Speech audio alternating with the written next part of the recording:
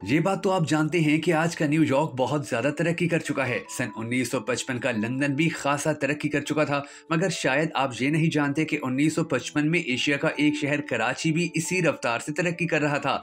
जब सन 1980 में अमरीकी बिजनेस जरीदे ने आइंदा मुआशी तौर पर दुनिया की तरक्की में 3 शहरों की रफ्तार का मवाजना किया तो हैरत अंगेज नताइज सामने आए थे। सन 1960 में अमरीकी सफारतकार जॉन हिंसन का कहना था कि मैं कराची की तरक्की और इंतजाम को देखकर हैरान हूँ कि ये आने वाले दिनों में यकीनन दुनिया के सबसे ज्यादा तरक्की याफ्ता शहरों में से होगा। सन 1960 की दहाई का कराची दुनिया के बेहतरीन शहरों में शुमार होता था।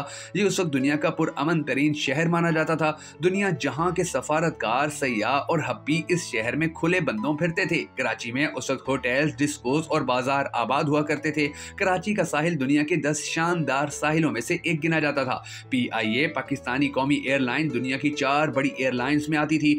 यूरोप, अमेरिका, मशरिक बईद, अरब ममालिक, सोवियत यूनियन, जापान और हिंदुस्तान जाने वाले तमाम जहाज कराची उतरते थे। उसकी वजह यह थी कि कराची एशिया का गेटवे का दर्जा रखता था। दुनिया भर के ट्रांजिट फ्लाइट्स के मुसाफिर कराची के बाजारों में 1-2 घंटे गुजारकर अपनी मंजिल की तरफ रवाना हो जाते थे। आज शायद ही कोई जानता हो कि उस वक्त कराची शहर में डबल डेकर बसें भी चलती थी। हुकूमत ने अंडरग्राउंड ट्रेन के लिए शहर में खुदाई मुकम्मल करवा ली थी और यूं कराची एशिया का पहला शहर बनने वाला था कि जिसमें मेट्रो की सहूलत होती। मगर फिर किस तरह एक ही बाजी में सारी कहानी पलट गई। आज की इस वीडियो में हम आपको वही कहानी सुनाने जा रहे हैं, मगर उससे पहले आपने कमेंट सेक्शन में ये जरूर बता देना है कि आपके नजदीक कराची की तबाही का असल जिम्मेदार कौन है, अल्ताफ हुसैन या आसिफ अली जरदारी। मैं हूं शकील हैदर और आप देख रहे हैं भखर नेटवर्क वीडियोस। दोस्तों, एक जमाना था कि कराची रोशनियों का शहर कहलाता था, क्योंकि इसकी रोशनियां रात को दिन में बदल देती थी। दुनिया भर के तमाम सफारतकार, मुसाफिर और सयाह कराची को रोशनियों का शहर कहते थे। उस वक्त कराची के साहिल भी लाजवाब थे। यूरोप और अमेरिका के गोरे हफ्ता और इतवार का दिन कराची के साहिल की गर्म रेत पर लेटकर गुजारते थे। गैर मुल्की सयाह कराची के साहिल के साथ साथ साइकिल भी चलाते थे। रातों को मजदूर पार्क में सो जाते थे। कराची में सन 1960 में ड्राइव इन सिनेमा तक होते थे। सोचो कैसा था मेरा शहर। उस वक्त कराची में दुनिया भर से बहरी जहाज आते थे। इन बहरी जहाजों के जरिए हजारों मुसाफिर कराची पहुंचते थे। कराची खित्ते का जंक्शन भी था और यही वजह थी कि यूरोप से लोग ट्रेन के जरिए इस्तांबुल आते थे, इस्तांबुल से तेहरान, तेहरान से कोयटा और कोयटा से कराची आते थे। फिर वो कराची में रुककर ट्रेन के जरिए इंडिया चले जाते थे और वहां से श्रीलंका, नेपाल और भूटान तक पहुंच जाते थे। कराची में इस अहद तक दुनिया की जदीद तरीन मसनूआत मिलती थी। उस वक्त दुनिया के मारूफ तरीन महंगे ब्रांड्स के टेप रिकॉर्डर्स, रेडियो, रंगीन टीवी और हैवी बाइक्स कराची से मिलती थी। कराची बड़ी गाड़ियों की भी बहुत बड़ी मार्केट हुआ करता था। जापान, यूरोप और अमेरिका से महंगी गाड़ियां कराची आती थी और कराची के मारूफ ताजिर और बिजनेसमैन बाकायदा बोली देकर ये गाड़ियां खरीदते थे। कराची का रेलवे स्टेशन उस वक्त दुनिया के बेहतरीन रेलवे स्टेशंस में शुमार होता था। रेल गाड़ियां भी जदीद, साफ सुथरी और आरामदेह थी और ट्रेनों के अंदर खाना भी इंतहाई साफ सुथरा और मयारी मिलता था। पाकिस्तान का ज्यादातर सफारती अमला रिटायरमेंट के बाद कराची में कयाम के मंसूबे बनाता था। कराची में प्रॉपर्टी खरीदना भी सबकी ख्वाहिश होती थी, क्योंकि कराची शहर पूरे पाकिस्तान के मुकाबले सबसे ज्यादा साफ सुथरा था। इसकी फिजा भी बहुत अच्छी थी और सर्दियों और गर्मियों में दोनों में ही दर्जा हरारत मुतद्दिल रहता था। कराची में मौजूद हुकूमती ओहदेदार आला तालीम याफ्ता और कल्चर्ड होते थे। यहाँ लोग भी बहुत मेहमान नवाज थे। हालांकि इस जैसे बड़े शहरों के बारे में जो गुमान रखा जाता है, इस अहद का कराची ऐसा नहीं था। कराची शहर में किसी किस्म की टेंशन और खौफ नहीं हुआ करता था। कराची के किसी सफारत खाने के सामने सिक्योरिटी गार्ड या पुलिस नहीं मिलती थी। कराची में सफारत खाने का अमला ही खुद सफारत खाने का गेट खोलता था।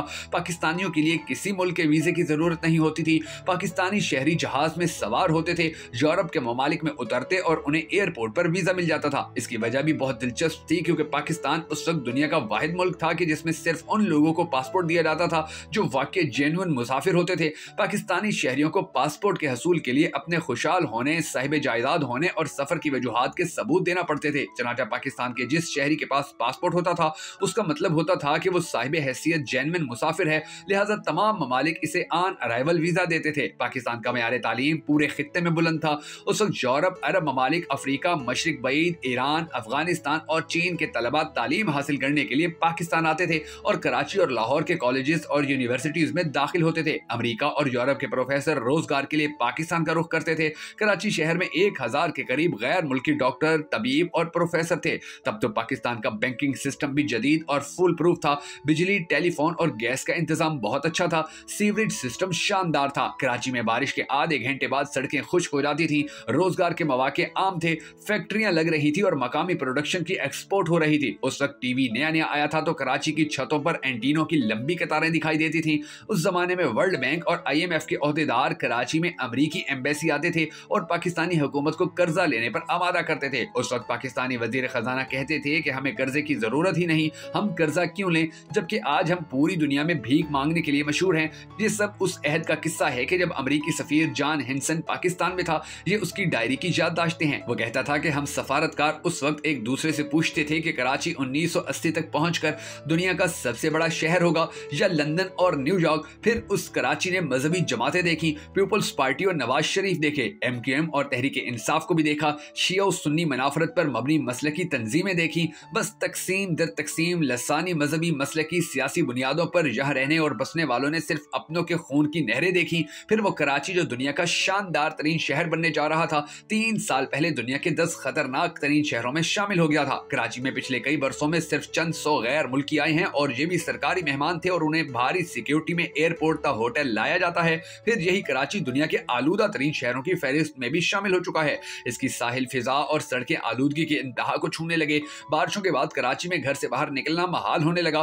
कराची शहर में आज स्ट्रीट क्राइम की सूरत हाल ये है कि कराची के लोग हाथ में सस्ता मोबाइल, जेब में इजाफी परस जिसमें 3-4 हजार रुपए से जायद ना हो और कलाई पर सस्ती सी घड़ी पहनकर घर से निकलते हैं और इन्हें जिस चौक पर सब कुछ हमारे हवाले कर दो का हुक्म मिलता है, ये चू चरा किए बगैर अपनी घड़ी, अपना पर्स और अपना मोबाइल हुक्म देने वाले के हवाले कर देते हैं। लेकिन ये कराची वाले इसके बावजूद मारे जाते हैं क्योंकि लुटेरे सिर्फ माल ही नहीं छीनते बल्कि उन्हें कराची में आज जान लेने का मैंडेट भी हासिल है।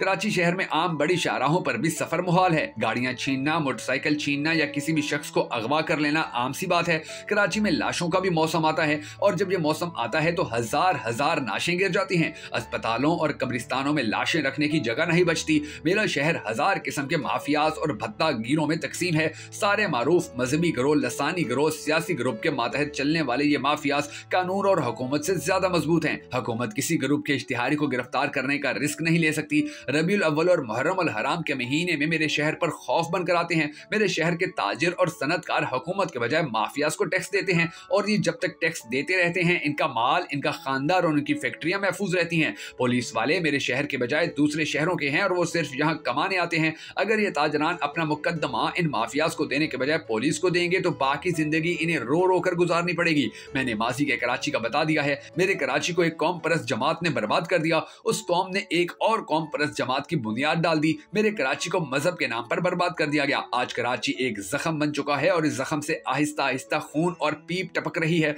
अब कोई इस नासूर पर पट्टी रखने के लिए तैयार नहीं। बाख्तियार साहिबान इस बर्बाद होते शहर का नजारा कर रहे हैं, मगर सवाल यह है कि क्या हम इस शहर को इसी तरह बर्बाद होने देंगे? कराची शहर को बर्बाद करने वाले इस मुल्क के सबसे ताकतवर लोग हैं और मेरे जैसा आम शहरी इन ताकतवर हुक्मरानों से कैसे पूछ सकता है? और अगर पूछ भी ले तो कौन इसका जवाब देगा? क्योंकि गरीब मुल्कों में अक्सर बाअख्तियार लोग जवाब नहीं दिया करते, बल्कि ये सवाल के जवाब में सवाल पूछते हैं या सवाल करने वालों को उठा ले जाते हैं और सवालों की इस तकरार में बेबसी के अंधेरे गहरे हो रहे हैं, बिल्कुल मेरे शहर की फिजाओं की तरह जहां मेरे जैसे शहरी खौफ में जी रहे हैं। हाय काश के कोई इन्हें इस खौफ से निकाल दे। दोस्तों, अगर आपको हमारी ये वीडियो पसंद आई हो तो हमें सपोर्ट करने के लिए इसे शेयर जरूर कर दीजिएगा।